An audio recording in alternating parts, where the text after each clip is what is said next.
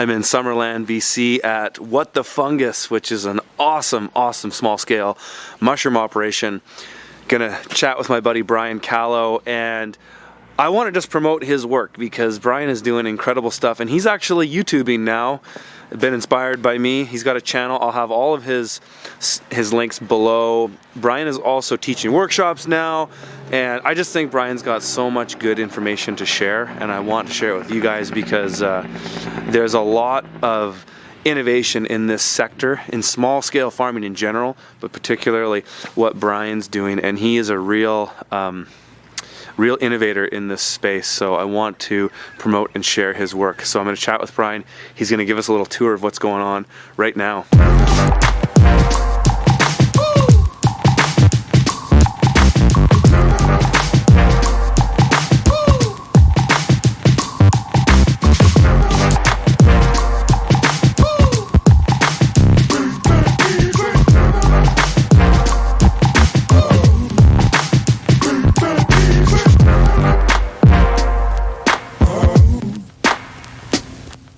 So Brian, welcome back, dude. Thanks, man. Yeah. Good to see you. Yeah, happy to be here.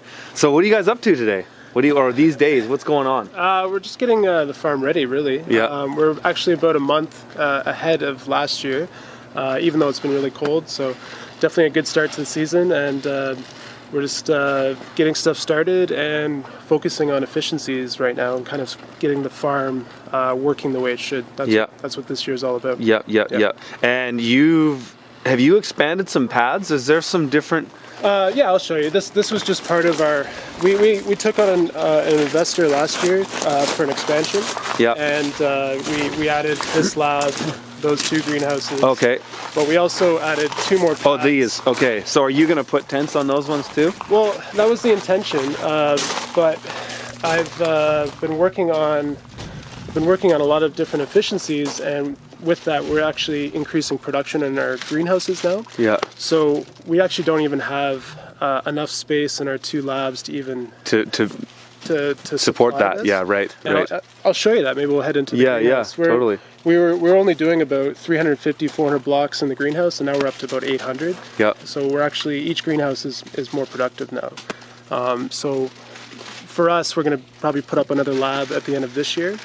That's kind of the plan, and then hopefully start building on these after that. So is it kind of like you need 1 lab per 2 tunnels or something like 2? Yeah, 3? yeah, about that. One lab fits about maybe 12 to 1,300 blocks, and we can put about 750 blocks being like one of those the mushroom blocks. Yeah. Those are made out of wood chips. Right. That's how we fruit our mushrooms. Yeah, so, and that's what you guys are breaking apart right now to put in the compost. Yeah. We're just cleaning out this greenhouse, getting it ready. I'll bring it into this greenhouse, and we'll show you what that looks like. But yeah, because we can fit a lot more in the greenhouse now, it just means that we're going to need to start building a bigger lab. Yeah. So you probably remember what this looked like. Oh, totally. So now everything is on its side. It's a lot more productive. So is that something that you changed from last year? Yeah. Okay. We used to have the blocks up here, and then they would fruit out the side, and we'd have space in between. Right. So now you've intensified. So this is almost doubling. Like we're pushing the limits hard. Right. So now the mushrooms are still going to side fruit, because that's what an oyster mushroom you want it to do. Yeah. So we're just cutting the slits, just kind of so that they'll still grow out the side. Yeah. But they'll grow in a pattern. So like this will grow here, this one will grow here, here, interesting. And here. So like nothing will touch each other. Right. What's interesting is these are all overwintered. So we actually filled our greenhouse in the fall or something? In December. Wow. Let everything freeze. Wow. And now we're activating it now. So is this kind of an experiment? It is, but it's been ongoing for like 3 years. Okay. This is the first biggest run. What's interesting is what I noticed is that we have 2 different strains. This is tree and this is blue oyster. These ones all fruited probably in the last like 3 weeks. So you can see they're starting to fruit in the bag already. Yeah, okay. Not a big deal. It just means I'm going to put this down We're gonna let that die, and then we're gonna force mushrooms out here. But what's interesting is that these ones didn't, because this strain actually likes a little bit warmer temperature. So if I want to start perfecting this overwintering, we probably would focus on something like this, because it's not going to fruit. It's not going to fruit as quick as this strain. Right. Because like what will happen is these mushrooms will start rotting eventually, and you're trying to prevent that.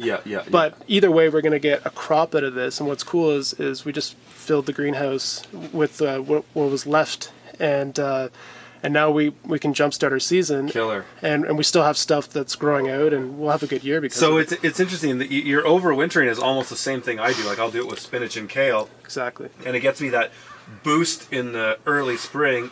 Meanwhile, when you've got your spring production started as normal, then that's going to carry you on after this. That's it. So this is like your strong start. Just hit it hard at the beginning. Yeah, just so we have some stuff for chefs early on. Yeah.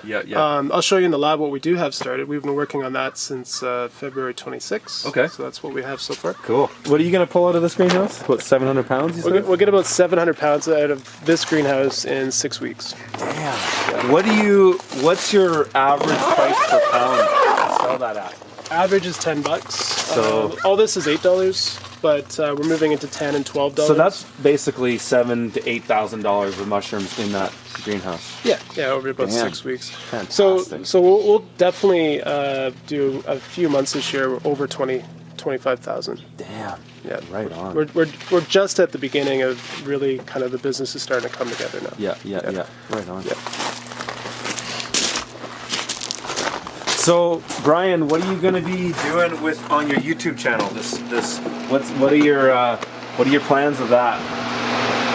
So, what are you going to be showing people? So yeah, our channel is really it's just education. No one's teaching anyone how to do this stuff. Yeah. And we're moving into the education sector. We're offering a program called the Mentorship, where people can come work here for a week and kind of learn what we're doing. And because I've been doing these 30-day workshops on our farm for about 3 years now, I have a really good handle of how to kind of tailor that program, and now we're just doing a more aggressive one week program for people who can't give up a month of their time. Of course. Yeah. And there's definitely a huge need for that. So how do people find out about that? Just go on your website, or? Yeah, go on our website.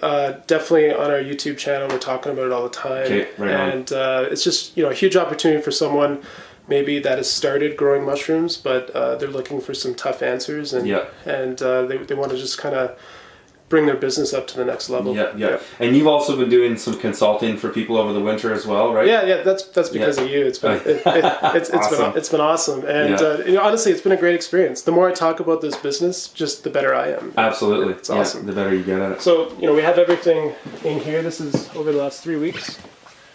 It's warm in here. Yeah, it's about 22 degrees. Okay. Everything's white. That's what you're looking for. It's beautiful in here. Yeah. We've really cut down on our contamination. We've figured out a lot of the problems that we've been having. Yeah. And I just did a consultation in Ontario with Brad Coons at Top Shelf Mushrooms, and we had an opportunity to collaborate and really kind of hash out a lot of ideas, and it really benefited both of us. Fantastic. And for us this year, it's going to be an amazing year. It's going to be awesome. Well, I'll definitely come back when you're full on in production and check in again. Yeah, well, we should have mushrooms second week of April. That's kind of the plan. Fantastic. Yep. We got to get our trade back going again too. Oh yeah, absolutely. Nice. Katie and I have been just craving that again. I'll show you a couple projects we're working on as well. Okay. Actually. We put this up. This covered shelter up since you were here. Yep. This is part of our farm. Yeah, this one was new. This one was here before, right? Yeah, so we just done another mirror image there. So we milled our own lumber. Thor has a mill on property here, and that's what we're set up actually just right here. Yeah. So we're going to be cutting up these logs, and we're going to be finishing this structure in the back here. Yeah. So we're going to be putting in the back, similar to this, it's going to go over top of the two peaks here. We're going to put a roof. Walk-in refrigeration in the back, with the mushroom packing room as well. Nice. Believe it or not, I have never used a walk-in refrigeration for this business yet. Well, because you just harvest fresh and then they're gone. Yeah, we've been using freezer chests, but we still chill them and then package and deliver, but we rotate everything so quickly that hasn't been an issue. But definitely it's time, so that's what we're moving into now. You're probably finding with that increased production, you're bottlenecking a little bit, and that cooler's gonna. Yeah, that's so key. It's interesting too, because that's so common in almost every type of farm, whether it's vegetables, any type of animal production. It's like that post-harvest area is the bottleneck of everything. Well, it's a big expense. Yeah. A typical walk-in cooler is going to be about $10,000 to $15,000. We built one last year, and it's just in the shop over there. And we're going to move it over here. We built it for about maybe $4,000. Yeah. So you can do it yourself, but for those who can't, it is quite a big expense. Yeah. But yeah, this is our main production area. So we're just trying to bring it together and kind of have everything at our fingertips here. So this is over the next 2 years. Killer. Yep. Nice. So yeah, the one thing I wanted to ask you, Curtis, was right now we use these kits and they work well, but we're moving towards redesigning our greenhouse, really just because I've been inspired by what you've done on your farm. And we want to move towards a winter white poly over top with channel lock and wiggle wire. Double layer poly, like with a blower for insulation? Well, that might be the case. Right now, we're always sold out. And I don't necessarily think there's a market here in the winter, so I'm not sure if we're looking to grow in the winter here yet. Yeah. But what we're looking to do is have a greenhouse that lasts longer. And I'm not sure how long you think your covers last. They last. I haven't even seen the end of them.